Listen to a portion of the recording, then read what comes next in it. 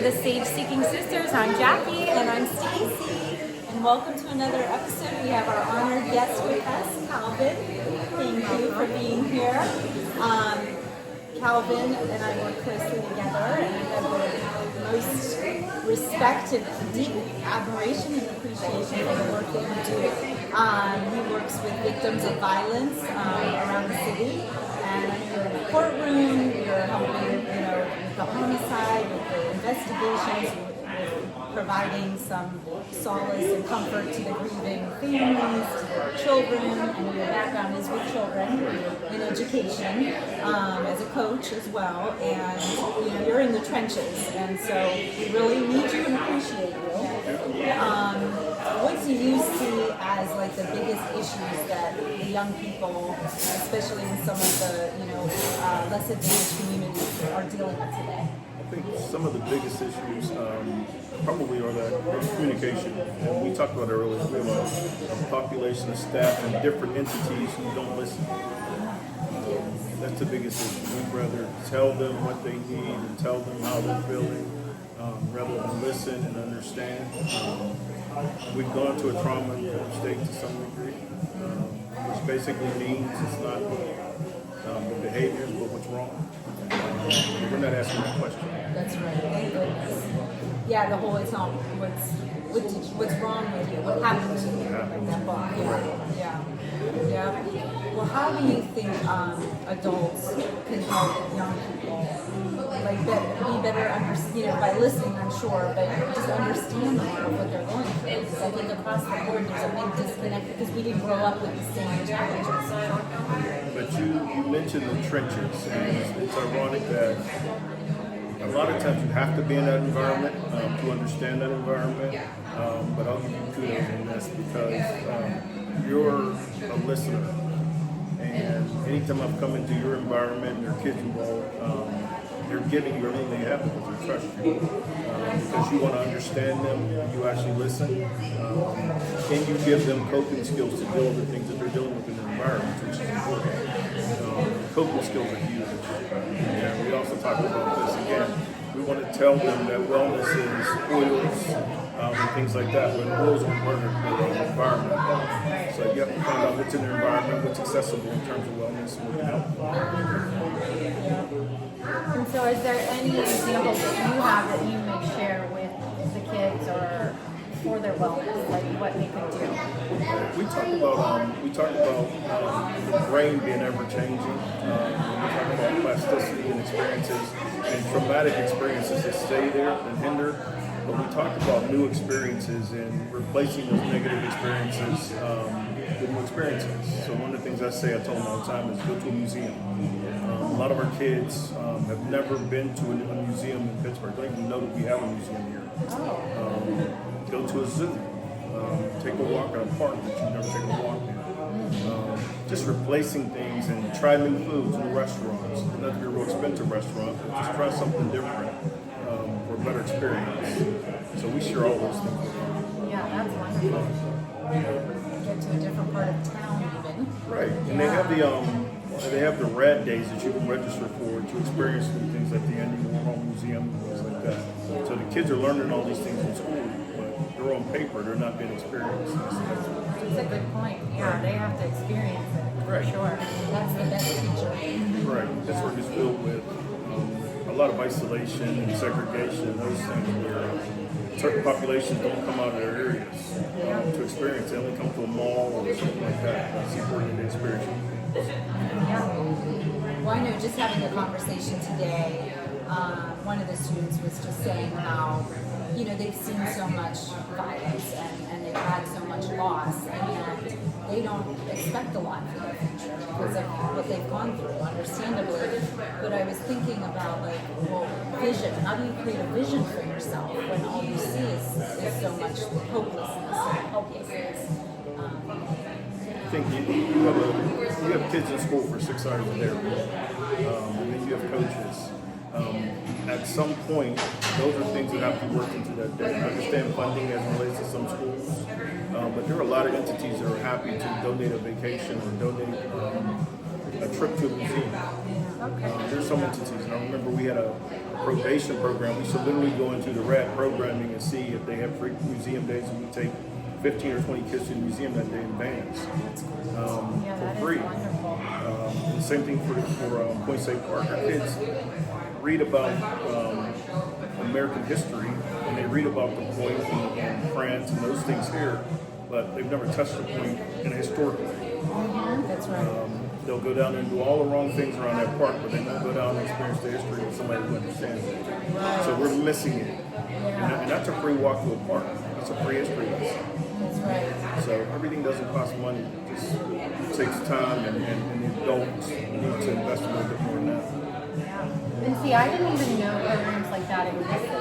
And I have lived here. I lived here for a while. I'm not originally from here, but I didn't even know those programs existed. It comes out every once in a while. It's a RAD program. They'll send out emails, sometimes send the news, but they'll have like 15 or 20 events during the summer, May and June that are free for the public to go. Yeah, it used to be you just went and now you have to register, but they're free.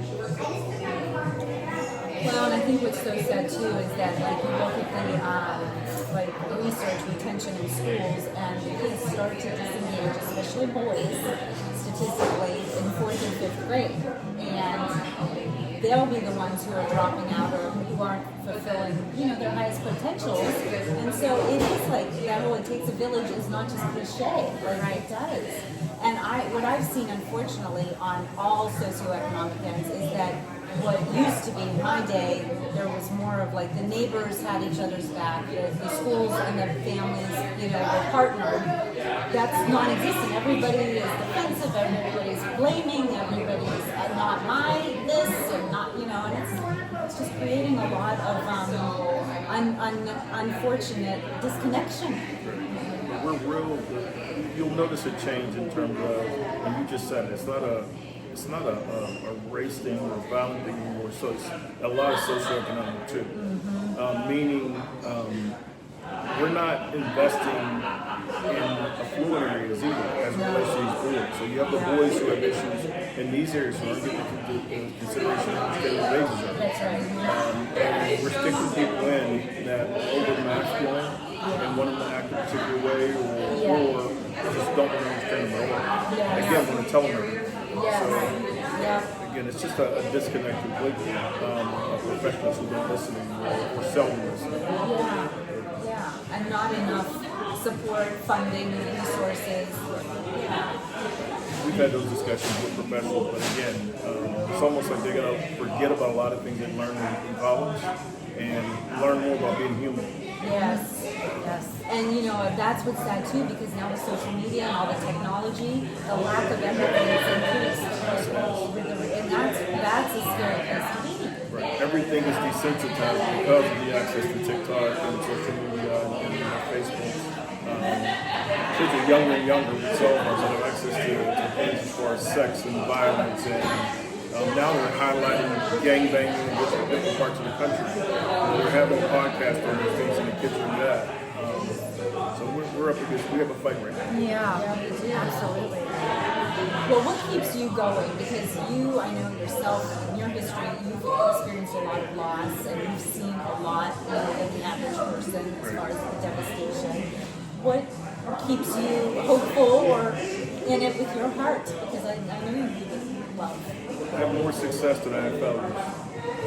And even the failures have turned it around to some degree to come back and do the right thing. And even give back and coach and help. And many kids that I've mentored and I've coached have come back and they help them in different entities throughout the city as well. So that keeps me going. I don't have a whole lot of failures. I have failures, but I don't have a lot of failures. And you focus on the successes. Right. You have to, right? Yeah. And I think it's about relationships too, right? Yeah. And not being afraid to go into those environments that generally don't look like me and don't sound like me. It's about building bridges and communication and cultural awareness and cultural sharing. So I'm in areas across the state and down south that don't look like me. After we start talking, we all have the same goals. We all want the same thing. We all want to be happy. We all want peace. Right. Yes. Yeah. That's part of it. Just breaking down those barriers and helping people be their best and understanding that other people aren't much different. That's right. Oh, I love that. I absolutely love that.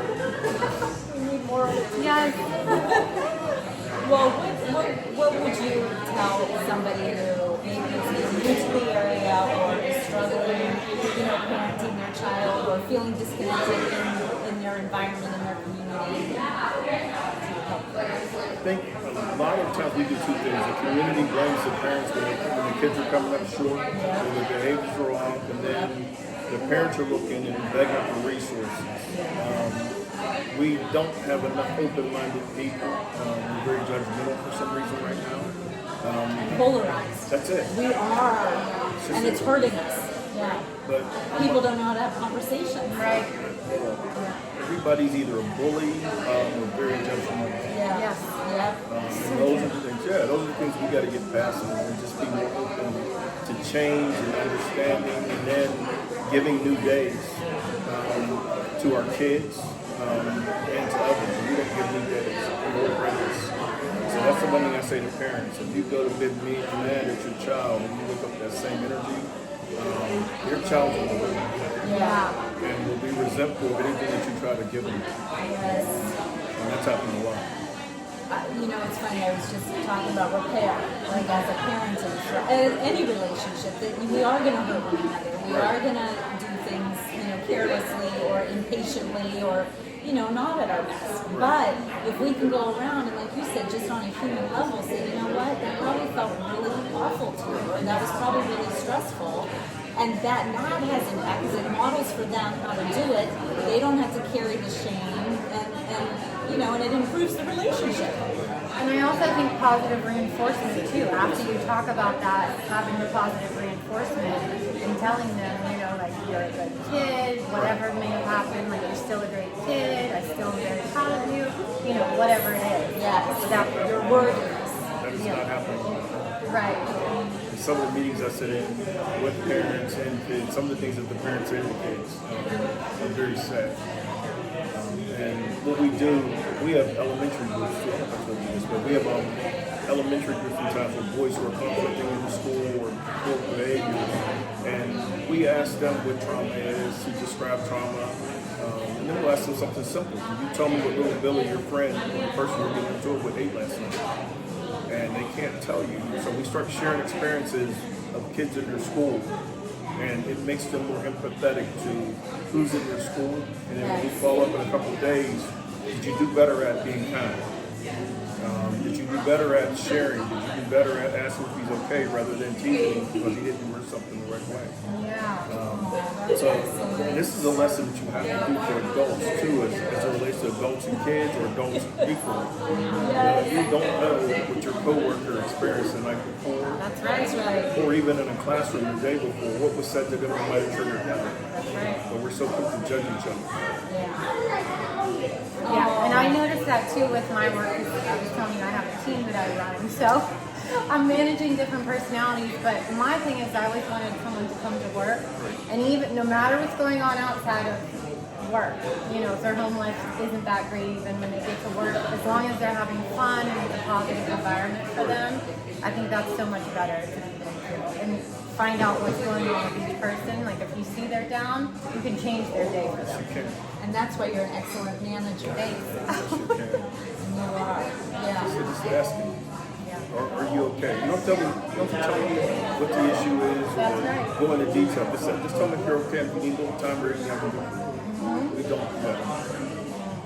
You don't. And as I said, times are changing. We're so rushed. We're rushed. People don't take the time. Yeah. And you don't know, again, you don't know what the person that you're working with is going through. Did they see a news article that triggered something in them? Did they have a conversation that triggered? Times have changed dramatically than they used to be. It was like, just go to work and be a job. It's not like that anymore. And that doesn't bring out people's best. Like if you want people to do their best, they have to feel supported. That's right. Be kind. Yes. That's right. It is. Your phone ringing. So what do you, this is a personal question, but we always end with like, what do you see as the purpose of life, or what are we here for? What have you found the most meaningful? I'm Southern. And my family was religious to some degree. I'm not religious, but I'm spiritual. And I held on to everything that they gave me. The first thing that we were always taught was to serve. So what that means is, again, in doing that, you want to help as many people as you can help, but you also want to understand who you're helping. And you also want them to do the same thing, or get in a position to be able to do the same things you help them to do. And that's the big thing. Serve first, be kind, and share. And you don't have to be rich to share. You share what you have, you share yourself. Yes. Yeah, you share your gifts. Yes. And that helps your marriage. Beautiful. Thank you. Thanks so much. Any last piece of advice that you want to share about? This is big. Thanks for having me. This is very, very big. This speaks volumes. Us sitting here together like this and sharing information. And we'll continue to share information. And this is what it's about. Sharing and engaging and crossing over lines that we don't want to cross over too often. So thank you for having me.